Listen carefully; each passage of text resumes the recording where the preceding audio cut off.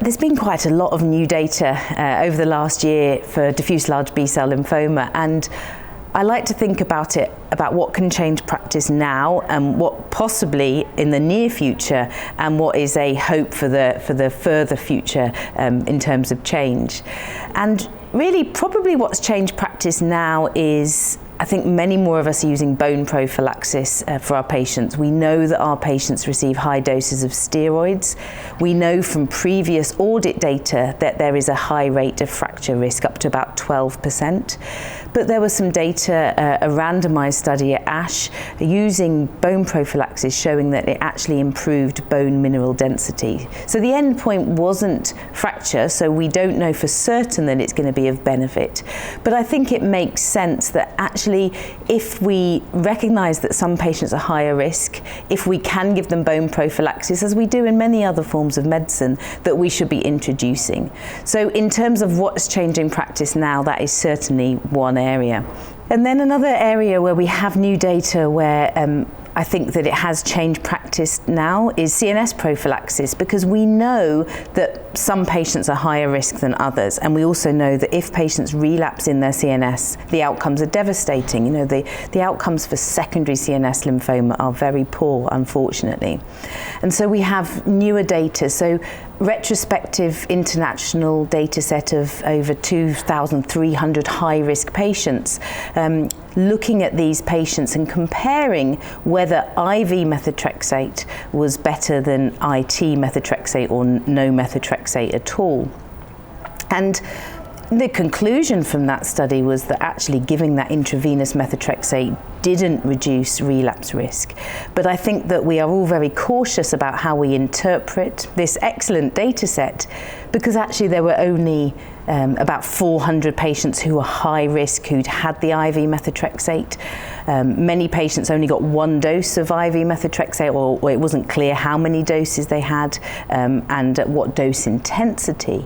And also the groups were different, so there were more higher risk groups in the IV methotrexate arm. So I think that what this data has given us is that maybe we just need to have a more careful discussion with our patients. We honestly don't know the answer, I think, from the data we have. I think that we have a lower threshold maybe to not give the IV methotrexate, because it isn't without toxicity. We know it can put people into renal failure, but maybe for many centres, and certainly where I work, we now don't give it for patients CNS IPI of 4, and we discuss carefully for those high-risk sites an IPI of 5 and 6. But what we also know from the new data is that if we're going to give it, that we should give it at end of treatment, because we don't want to cause any delay in that primary pola-R-CHP treatment. And if we're going to do it, we should give that IV methotrexate once they have completed it.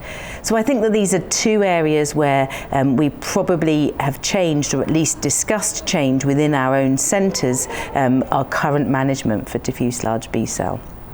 And then thinking about what might change in the near future, and obviously there's been a lot of excitement following the presentation and publication of the POLARIC study.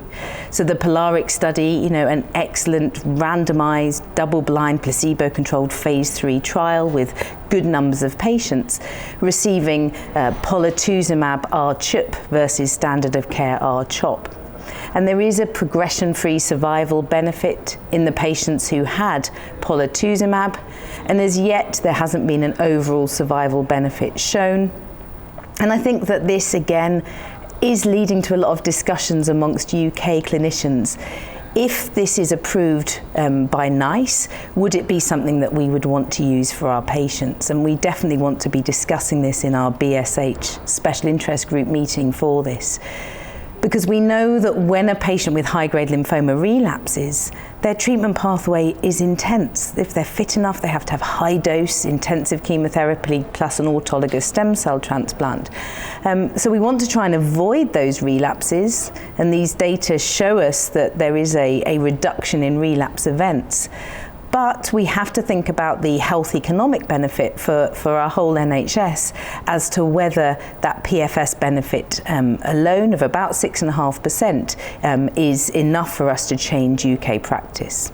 So I think that that's sort of a near future discussion.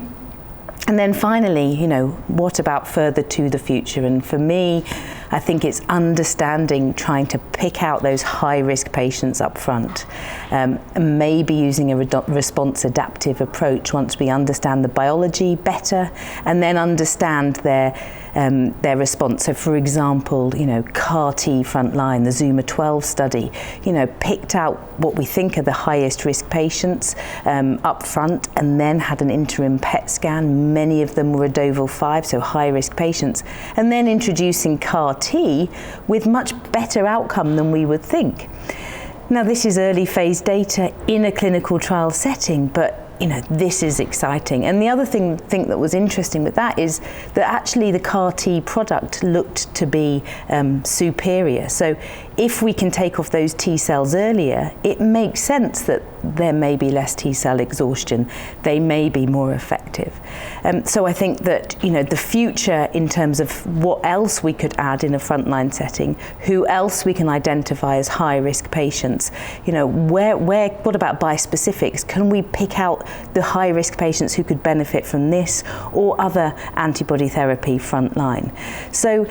So I think in a frontline setting, loads of excitement and lots for us to discuss within our own centres about what we're going to change.